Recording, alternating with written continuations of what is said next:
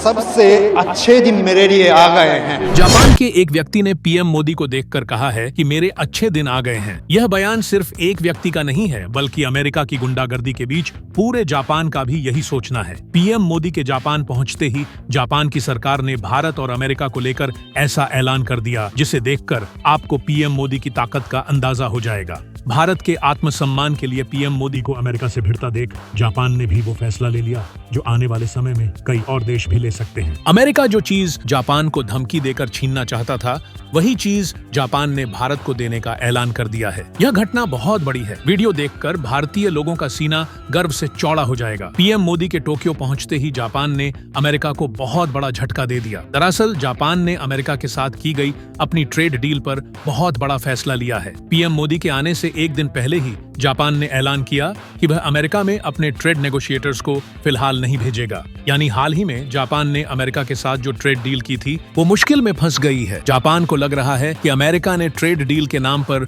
उसके साथ धोखा किया है, लेकिन भारत की ताकत और भारत का साथ पाकर जापान ने अमेरिका के साथ की गई अपनी ट्रेड डील पर फिलहाल ब्रेक लगा दिया है। डोनाल्ड ट्रंप ने ट्रेड डील की जैसी धमकी भारत को दी थी, वैसी ही धमकी उन्होंने कई देशों को दी। उन देशों में जापान भी शामिल था। अमेरिका जिस ट्रेड डील पर दुनिया को धमका रहा है, वह असल में टैरिफ्स को लेकर मोल भाव है। अमेरिका हर देश से जबरदस्ती कर रहा है कि तुम हमारे सामान पर इतना टैरिफ लगाओ, हम तुम्हारे सामान पर इतना टैरिफ लगाएंगे। अमेरिका कई देशों को यह भी बोल रहा है कि अगर टैरिफ्स में छूट चाहिए तो अमेरिका में निवेश करो, अपने बाजारों में अमेरिका का सामान बेचो। भारत ने तो यह साफ करने से मना कर दिया था, लेकिन कई देशों ने हथियार डाल दिए थे। जापान उन्हीं में से एक देश था जिसने डोनाल्ड ट्रंप से डरते हुए अमेरिका के साथ ट्रेड डील करने में बहुत जल्दबाजी दिखा दी। भारत जिस तरह से अमेरिका की पक्षपाती ट्रेड डील और टैरिफ से लड़ रहा है, उसे देखकर अब जापान को भी लग रहा है कि हमें भी थोड़ा बहुत लड़ लेना चाहिए था। कम गलत को गलत तो कह देना ही चाहिए था। ऐसे में जापान ने एक बड़ा बयान देते हुए कहा है कि हमने अमेरिका के साथ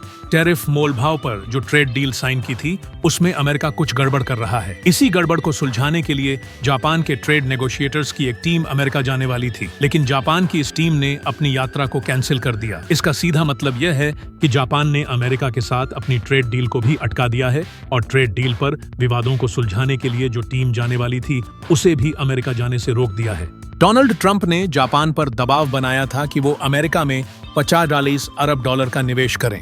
अगर ये डील पूरी तरह से फाइनल हो जाती तो जापान के निर्यात में भारी गिरावट आती, जापान को काफी नुकसान होता। मगर पहले तो जापान ने डर के हमारे डील पर साइन कर दिया, लेकिन भारत की ताकत देखकर जापान ने अब पलटी मार ली है। जापान ने कहा है कि अमेरिका में निवेश पर बाद में बात करेंगे, लेकिन हम पहले पीएम मोदी की यात्रा के दौरान भारत में 68 अरब डॉलर के निजी निवेश की बात कर रहे हैं। जापान की करेंसी में 68 अरब डॉलर का मतलब 10 ट्रिलियन ये है। सोचिए जापान अब किस हद तक भारत पर दांव लगा रहा है। जापान भारत में बुलेट ट्रेन्स को लेकर भी नए नए ऐलान कर सकता है। जिस तरह से भारत ने अमेरिका के अलावा ऑल्टरनेटिव मार्केट्स ढूंढनी शुरू कर दी हैं, उसी तरह जापान भी अब भारत को महत्व देना चाहता है। जापान पिछले कुछ महीनों से अमेरिका से बेहद नाराज चल रहा है। जापान ने कुछ समय पहले अमेरिका के साथ होने वाली अपनी 2+2 मीटिंग को भी कैंसिल कर दिया था। इसके अलावा जब अमेरिका ने ईरान पर हमला किया, तब भी जापान ने खुलकर अमेरिका का साथ नहीं दिया। बहरहाल भारत की ताकत को देख जापान ने जो हिम्मत दिखाई है,